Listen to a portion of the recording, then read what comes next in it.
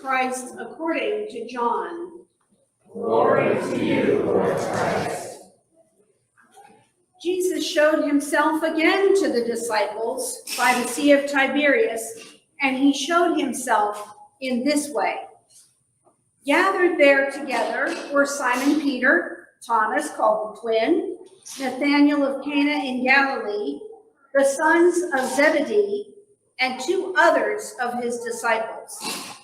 Simon Peter said to them, "I am going fishing." They said to him, "We will go with you." They went out and got into the boat, but that night they caught nothing. Just after daybreak, Jesus stood on the beach, but the disciples did not know that it was Jesus. Jesus said to them, "Children, you have no fish, have you?" They answered him, "No." He said to them, "Cast the net to the right side of the boat, and you will find some." So they cast it, and now they were not able to haul it in because there were so many fish. That disciple whom Jesus loved said to Peter, "It is the Lord." When Simon Peter heard that it was the Lord, he put on some clothes, for he was naked, and jumped into the sea. But the other disciples came in the boat, dragging the net full of fish, for they were not far from the land, only about 100 yards off. When they had gone ashore, they saw a charcoal fire there, with fish on it and bread. Jesus said to them, "Bring some of the fish that you have just caught." So Simon Peter went aboard and hauled the net ashore full of large fish, 153 of them. And though there were so many, the net was not torn. Jesus said to them, "Come and have breakfast." Now, none of the disciples dared to ask him, "Who are you?" because they knew it was the Lord. Jesus came and took the bread and gave it to them, and he did the same with the fish. This was now the 3rd time that Jesus appeared to the disciples after he was raised from the dead. When they had finished breakfast, Jesus said to Simon Peter, "Simon, son of John, do you love me more than these?" And he said to him, "Yes, Lord, you know that I love you." Jesus said to him, "Feed my lambs." A second time he said to him, "Simon, son of John, do you love me?" He said to him, "Yes, Lord, you know that I love you." Jesus said to him, "Tend my sheep." He said to him the 3rd time, "Simon, son of John, do you love me?" Peter felt hurt because he said to him the 3rd time, "Do you love me?" And he said to him, "Lord, you know everything. You know that I love you." Jesus said to him, "Feed my sheep. Very truly, I tell you, when you were younger, you used to fasten your own belt, go wherever you wished. But when you grow old, you will stretch out your hands, and someone else will fasten a belt around you and take you where you do not wish to go." He said this to indicate the kind of death by which he would glorify God. After this, he said to him, "Follow me." The gospel of our Savior. Praise to you, Lord Christ.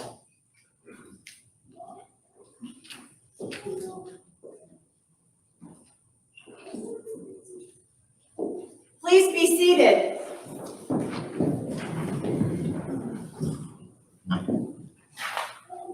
Have you ever had one of those moments where you go to a new place or a new activity and you slip through a little tear in your universe and find yourself in a totally different universe? Sort of? Not really. But kind of? I had that experience a week ago Friday. I drove 90 miles down to Fredericksburg, Virginia to watch a family member play in this big Frisbee tournament that's been in Fredericksburg for 45 years. It's a well-established thing. and it is not my world. I kind of fell into it on this beautiful Friday morning. Conrad has always loved Frisbee and talked about the various sports that he likes to play, and I had never seen him at it, and since he was coming out from California to Fredericksburg, I thought it was the least I could do to go and be supportive. I didn't know if you were allowed to cheer or not. I didn't know anything. All I knew was that I should bring a chair for the sidelines. So I brought the camp chair and headed to Fredericksburg. Around lunchtime, between matches of something called double disc court, DDC, double disc court, where evidently I'm told by other people on the sidelines it's the only sport where two objects are in the air, in play at the same time on purpose, right? So these Frisbees are flying back and forth in rapid movements. It's very exciting. And I've been watching all morning, and Conrad, about lunchtime, pointed me towards the end of the fields. There was this big, long pavilion building with some good music coming out of it. And Conrad said, that's where you go get lunch, at Laszlo's. At Laszlo's. So Laszlo's is a pop-up restaurant that happens every year at this Frisbee tournament. There is no real Laszlo. He's a mythical creature. And so I walked into this pavilion not knowing what kind of food they might have, what to expect. But I had cash on me. I figured I was okay. As I approached, I noticed not only the good music that was welcoming me, but that these folks that set up a pop-up restaurant in a park pavilion had brought, no joke, 4 refrigerators, a freezer. They built a brick oven for pizzas on the back of it. It's a lot of gear. And there were all these old couches set together in the shade for conversation around coffee tables with wildflowers in jars. Does that not just sound a little bit like heaven to you? I walked up and immediately understood how much work went into pop up Laszlo's every year and offer that hospitality. So I was already curious about the whole thing when I saw that at this end of a very long counter, there was a stack of clean dishes, all different colors and types of kind of stoneware, real dishes. And I walked over to the dishes, following the person in front of me, because that's what you do when you've never been somewhere before. And as I picked up a dish, I saw this woman come from behind the counter over to where I was, about my age, with braids, and she said, "Is this your first time at Laszlo's?" I don't know what tipped her off. Maybe you don't know what you're doing. I said what didn't really need to be said. It is. She took a deep breath and looked at me like I was the most important human in the world and said, "Welcome home." I don't know Laszlo. I don't know this woman. I don't know this community. But boy, suddenly I was home with them, invited in to that experience. With that warm and gentle welcome, she filled my plate with all this delicious vegetarian homemade food. The gazpacho was incredible on that hot day. It was wonderful. And yet the most satisfying, the most delicious part of the meal was not on my plate. It was in her presence, her greeting. Welcome home. I remembered this very vividly a few days later. I had a text from the refugee family that this congregation and the congregation of St. Paul's just down the road agreed to sponsor as they came from Afghanistan and have resettled in this country. And I had a text from Asif. The family is Asif, Hawa, and Zainab. And Asif had texted and said, "Can you take me to the grocery store this evening?" And I said, "Sure, if you need to go today, I can take you today." And I left our house and I went over and waved at Hawa and Zainab, and Asif brought his grocery bags, and we headed over to Food Lion and navigated Food Lion. He's doing so well with his English. It was all very exciting. We get back to the house that many of us worked hard to make ready for this family. And as we get to the house, I carry a bag of groceries up to the door because I don't want to bother taking off my tennis shoes to go inside, which is the custom at that doorway. So I'm just kind of leaning over and handing the groceries. And Hawa comes around to me, and without speaking any English, she didn't need it. She said in Dari, and with her body, she said, "Oh, oh, oh, oh, oh." I know what she means. Oh.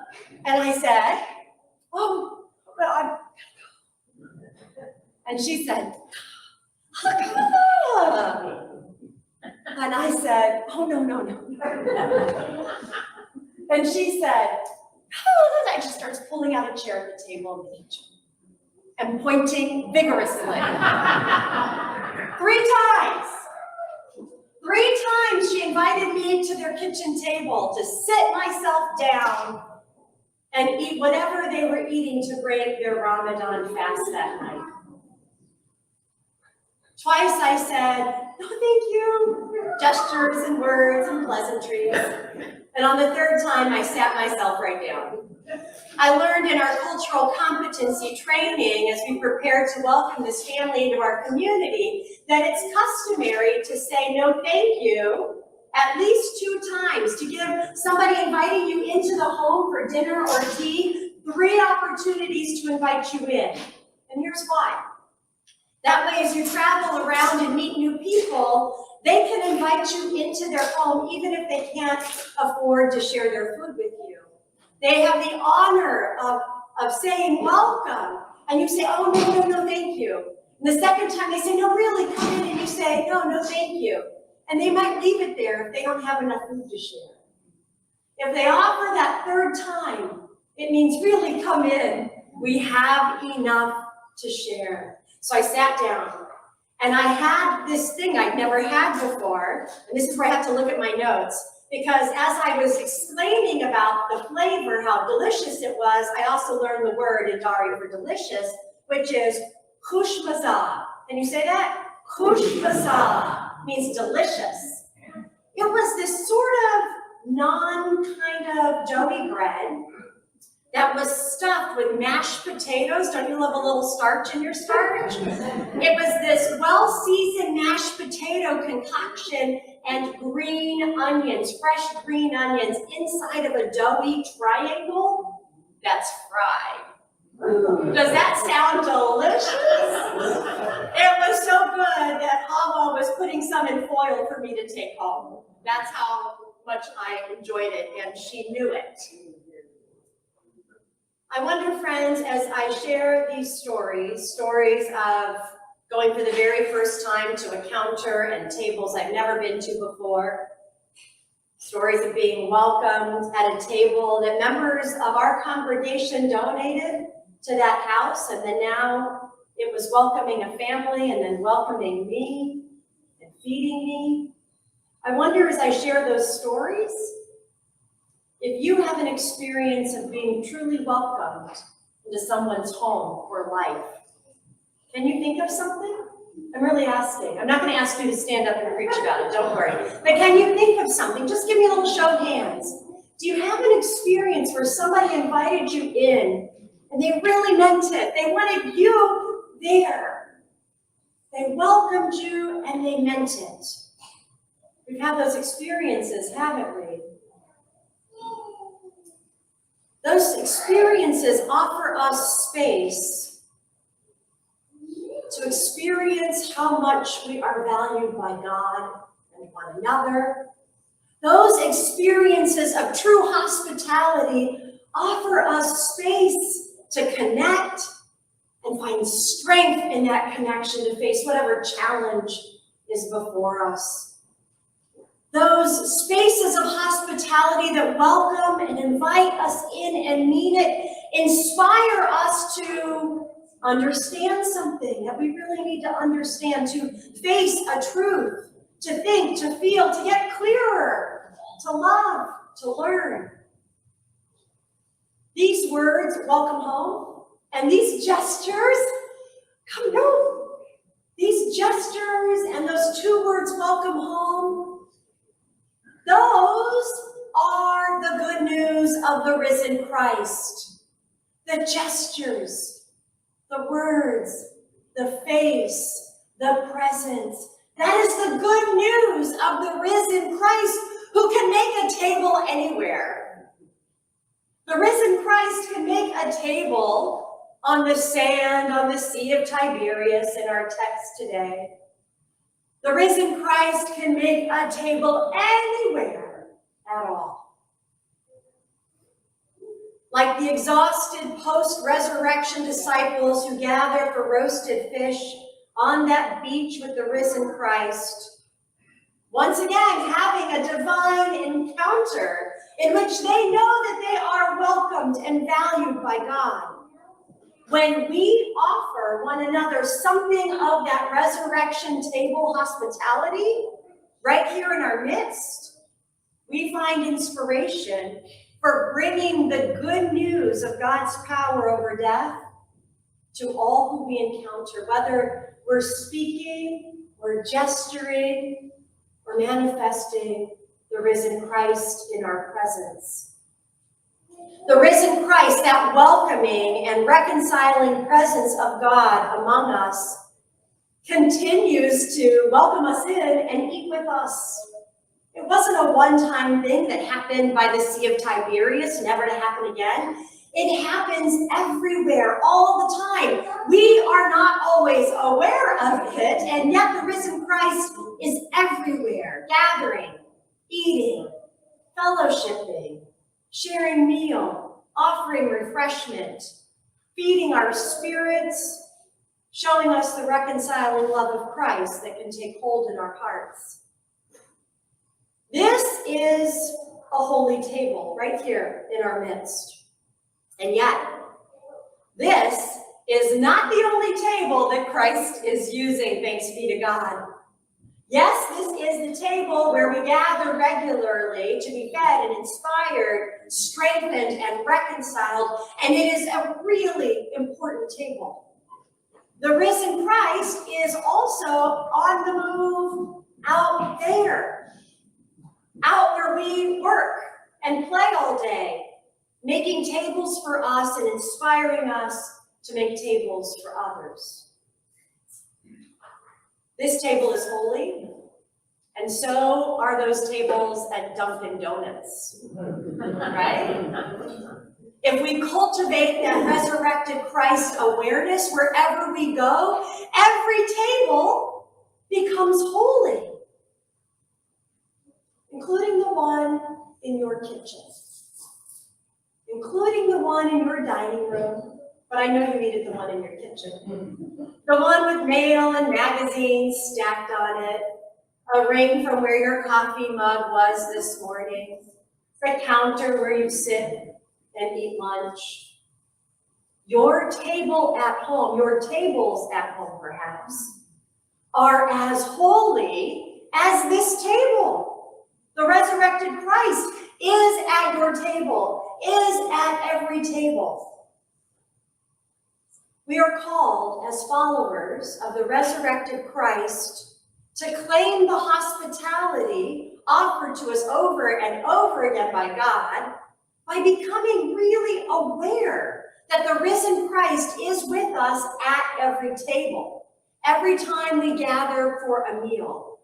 When we gather alone as well, we gather with the risen Christ.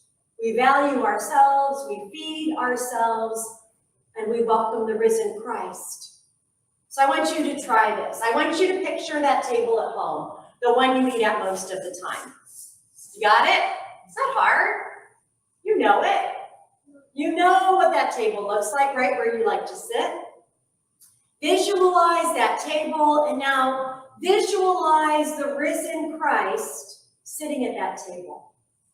The presence of the risen Christ at your home table. Visualize the risen Christ enjoying you, your food, exclaiming over the food being offered, inspiring each person around the table. Isn't that a wonderful thought? Isn't that a wonderful thought, my friends? Imagine how life-giving our meals will become if we take with us this awareness of the risen Christ present at the table. Knowing Christ is present, we speak to one another around the table in ways that will naturally reconcile any past hurts, drawing us together in strength and love. As we cultivate this awareness of the risen Christ at our home table, we create this existence, this awareness, this culture of connection and hospitality at our tables that is not only reserved for when company comes over. We offer it daily to ourselves, to our families, and also to company when we have them over to our home. Our tables, my friends, become places of conversion into the resurrected Christ. Places where we are made alive again in Christ. Once we understand how powerful tables can become,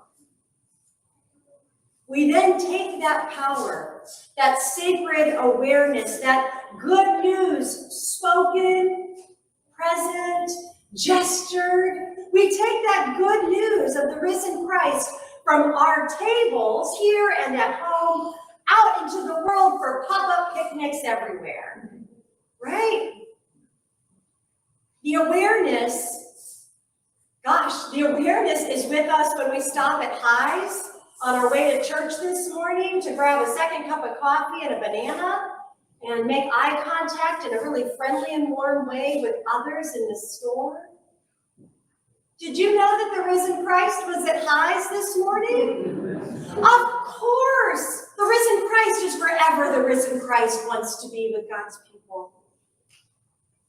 Sitting in the cafeteria as we open our lunchbox, right here this morning, as we welcome new members, as we welcome new visitors, the risen Christ is here already telling us, welcome home.